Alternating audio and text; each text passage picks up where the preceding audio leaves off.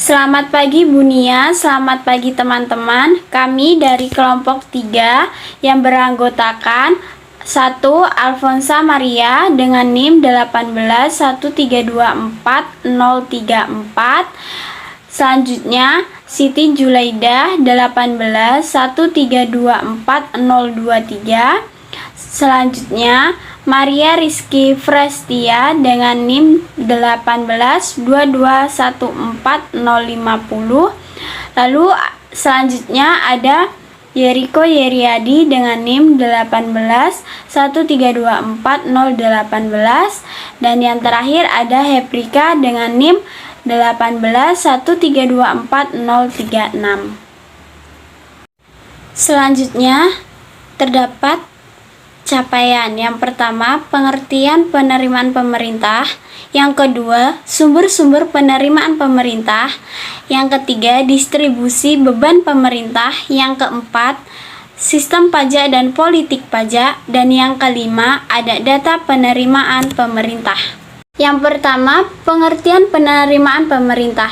Penerimaan pemerintah atau pendapatan negara adalah seluruh penerimaan yang berasal dari penerimaan perpajakan, penerimaan bukan pajak, dan penerimaan hibah dari dalam dan luar negeri yang bertujuan untuk pembiayaan kegiatan perekonomian demi kepentingan rakyat.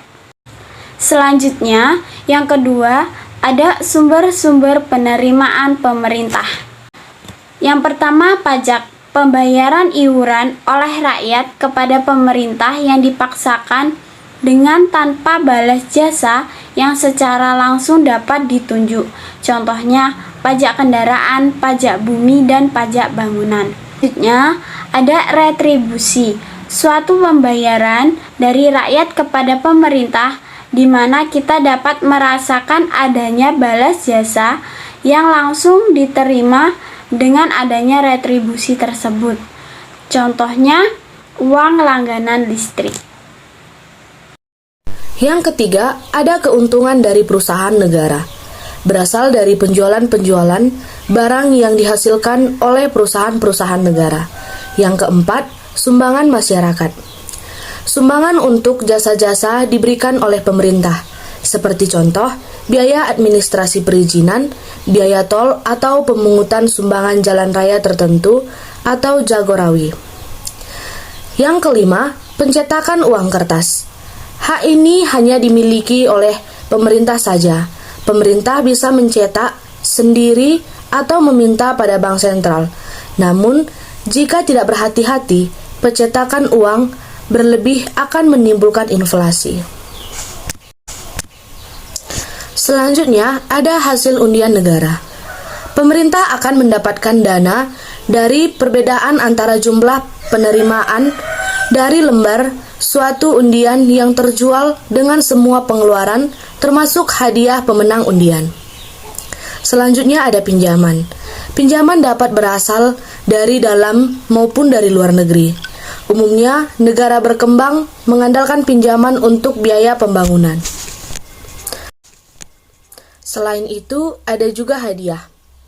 Pemberian hadiah dari pemerintah pusat ke daerah atau dari swasta, pemerintah, atau dari negara lain, sifatnya voucher atau tanpa balas jasa langsung maupun tidak langsung.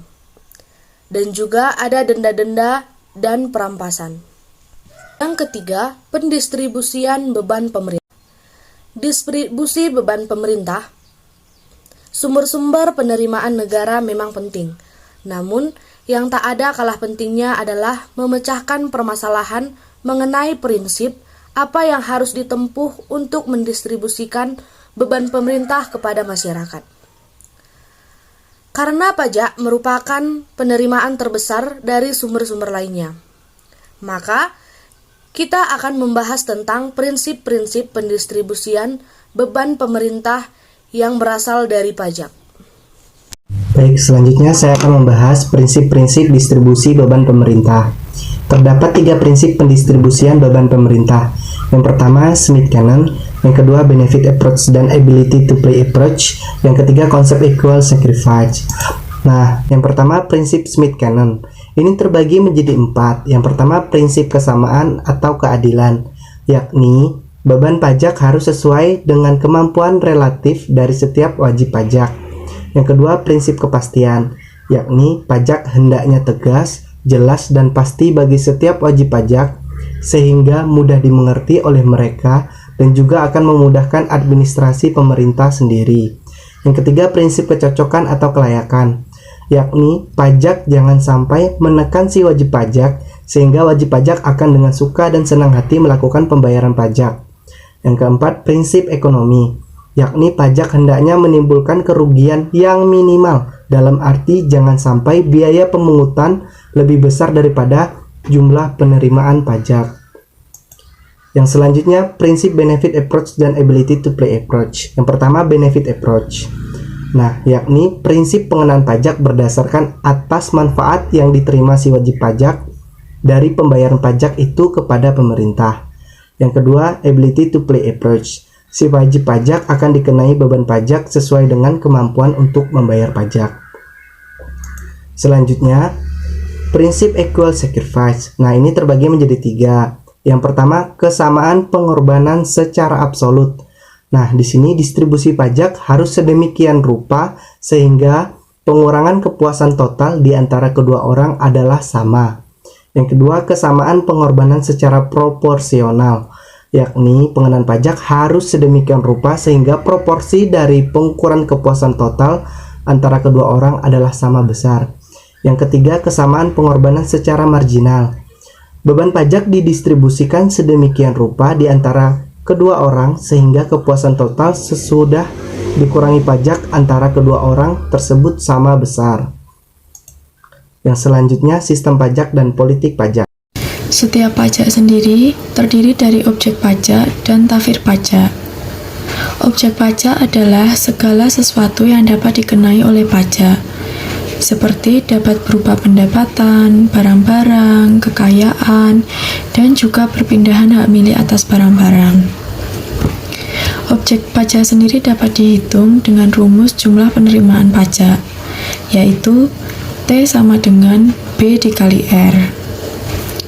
Dengan membandingkan antara beban pajak dari setiap macam pajak dengan jumlah pendapatan ditambah dengan nilai seluruh kekayaan setelah dikurangi dengan kebutuhan pokok dari wajib pajak, maka kita dapat menggolongkan beberapa struktur berikut.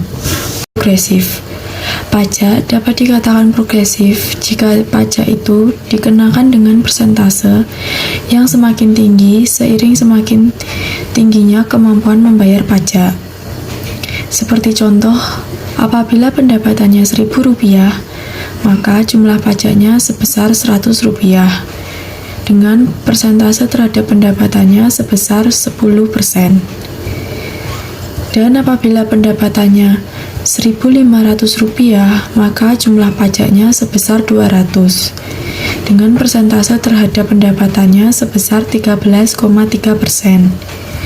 Dan apabila pendapatannya sebesar Rp2.000, maka jumlah pajaknya sebesar Rp300.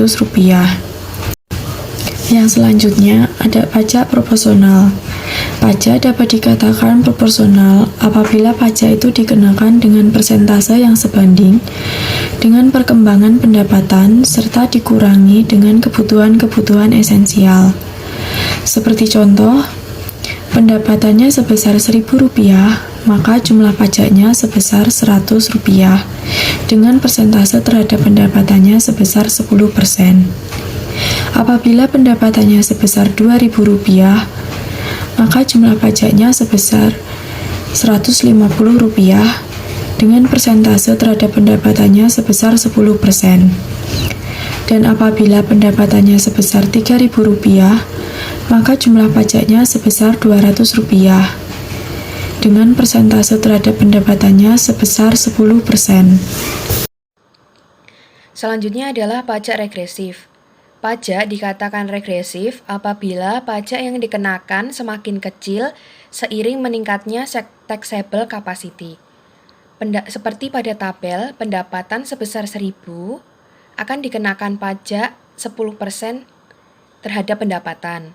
Kemudian ketika pendapatan meningkat menjadi 2.000, maka dikenakan pajak 8% terhadap pendapatan. Selanjutnya adalah data penerimaan pemerintah.